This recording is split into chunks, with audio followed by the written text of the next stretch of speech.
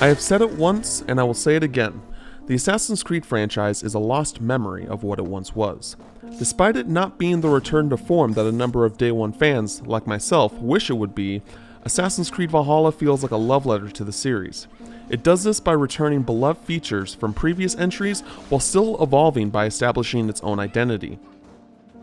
From the snowy peaks of Norway to the grassy fields of England and beyond, Valhalla is a mystical journey that engrossed me with its political drama, philosophical morality, and diversity. I was taken by surprise several times thanks to difficult narrative decisions, unexpected character choices, and so much more. With a near-perfect blend of old and new, Valhalla is the best Assassin's Creed title in the past decade. Taking place in the 9th century, you are put in the shoes of Eivor, a Norse warrior who departs their home in Norway to begin anew in England alongside their best friend Sigurd. Eivor is the first assassin in the series where you can choose whether you want to play as a male or female. There is also an option for the game to switch genders automatically once you hit specific points in the story. Originally, that is how I began the game myself, but I eventually switched solely to male Eivor simply because I preferred the voice acting performance. As Eivor migrates to England, they build a settlement called Ravensthorpe, and to make sure that their new home is safe, they must build alliances. The map of England is divided into different regions where Eivor must travel and earn the favor of different political figures throughout the land. During my time playing, I found myself doing a myriad of objectives which included dethroning a king, helping an inexperienced king to learn his role, and of course, killing Templars. Yes, you heard that right. Templars are finally back in the franchise in a relatively big way. Known as the Order of the Ancients in Valhalla, the Templars have taken over England by taking hold of powerful political positions in an attempt to gain absolute control. Similar to Assassin's Creed Odyssey, you will find clues by killing members of the Order, including Zealots, which are ruthlessly intimidating knights that are scattered throughout the country. Even though they are at the bottom of the food chain for the Templars, I found them to be incredibly difficult to defeat, even when I was above their suggested power level, but this was due to how good each boss fight is designed. Combat in Valhalla is the best the series has yet to offer. With the ability to dual wield, it is loads of fun having a wide variety of weapons to use, and with the newly introduced stun system, Eivor can deliver several brutal executions, which includes decapitating heads and impaling enemies to the ground. By collecting books of knowledge, Eivor will learn new abilities to utilize in battle or stealth by using adrenaline bars which have been in the series previously. Some of my favorites included commanding a wolf to pounce on a foe, or using the moves of Scorpion from Mortal Kombat to pull an enemy towards me with a harpoon only then to finish them off with a slow motion head cleaving. Valhalla has also introduced a new health and stamina system. Health does not auto-regenerate as it has in older entries in the franchise. Eivor must collect food to refill their health and build their rations. Stamina also plays a big factor in combat. Once your bar runs out, Eivor can still attack, but it is done much slower. This also affects Eivor's dodging, which makes you have to think if dodging is always worth it. While fighting against your average soldier, I felt deadly, but when it comes to boss battles, patience is key. Whether it be from the story, Zealots, or Vikings of old, boss battles are incredibly engaging where one wrong move can put you on the verge of death. I was surprised in finding so many throughout the game, all with their own unique design and fighting style. In almost every fight, I found myself dying multiple times, which made me learn and adapt. Still, this made for some of the best and most memorable encounters I've experienced in recent memory.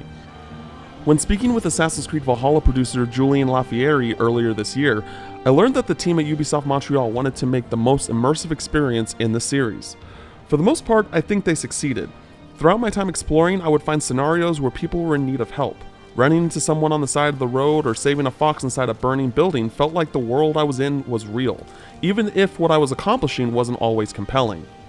With that being said, these world events do appear on your map once you find them, so it doesn't fully remove the mentality of Assassin's Creed not being a checklist open world series, no matter how much I may still enjoy it. Another big change in Valhalla is the replacement of leveling and implementing a new power system. Instead of leveling up, you get skill points that let you unlock new passive abilities along with raising your stats. Naturally, this will make you stronger, but it technically doesn't gatekeep any content from you. Certain areas will have more powerful foes, but there's nothing stopping you from exploring. One of the biggest criticisms recent Assassin's Creed titles have gotten is the lack of being able to, well, assassinate. Valhalla has more or less fixed that. Normal enemies can be assassinated on the fly, but named enemies that aren't bosses require a simple little quick-time event to succeed. For those that still aren't satisfied, you can turn on auto-assassinations across the board, even though it isn't the intentional way to play. As someone who has been a stickler about this in the past, I actually like the QTE for killing bigger targets, and it makes sense based on how the game is designed. It is still nice though that the option is there for those who want a more traditional experience. Arguably the biggest feature introduced in Valhalla is the raids. By moving far away from home, Eivor and their crew need to gain supplies to help their home flourish. By making a stormfront at monasteries, you can steal everything needed to make your settlement grow. Raids can begin via longship or by using your horn to send in your crew.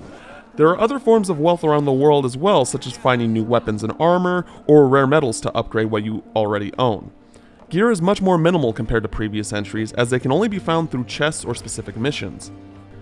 This may be a turnoff for some, but there was still a solid variety of weapons as I progressed, and I didn't have to rummage through the menus after almost every encounter.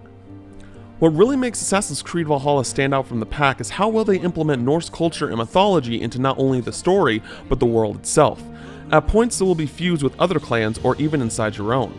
Side content where you have to create rock stacks called cairns that give you more detail to Eivor's background, and poetic duels known as flighting that increase Eivor's charisma, allowing you to potentially persuade others in conversations if your level is high enough.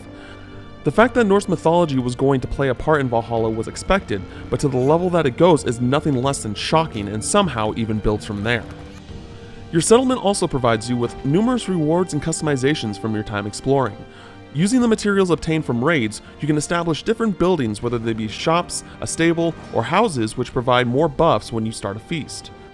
The tattoo parlor allows you to customize Eivor with different hairstyles and tattoo designs that are found throughout England. There's a museum to deliver artifacts, a hunting hut for legendary animal skins, and even a place for the Creed of Assassins.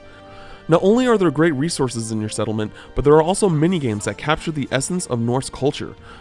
You can challenge people to drinking contests in towns throughout the map, which are fun in their own right, but then there's Orlok, an addictive dice game that I can't help but wish was its own complete game. By earning tokens, attacking, defending, or using one of the many Norse gods' special abilities to help deplete your opponent's health pool, I found it to be simplistic yet engaging in every instance I sat down to play.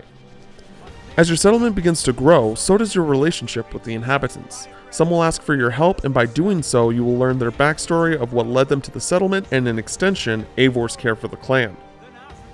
Simply put, Eivor is the best protagonist in the series since Ezio Auditore. They have one goal, which is to protect their clan, but that doesn't mean they have no heart for others.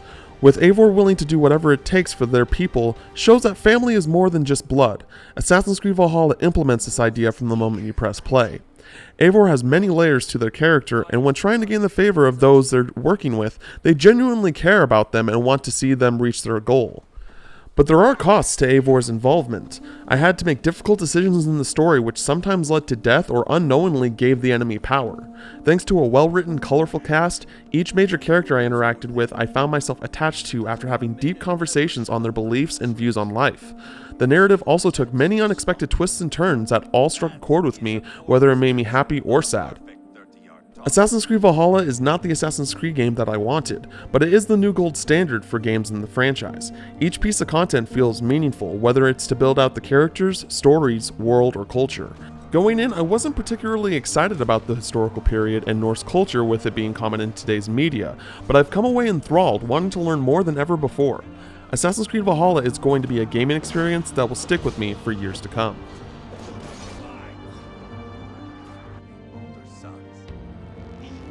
That was Cam Hawkins' review of Assassin's Creed Valhalla.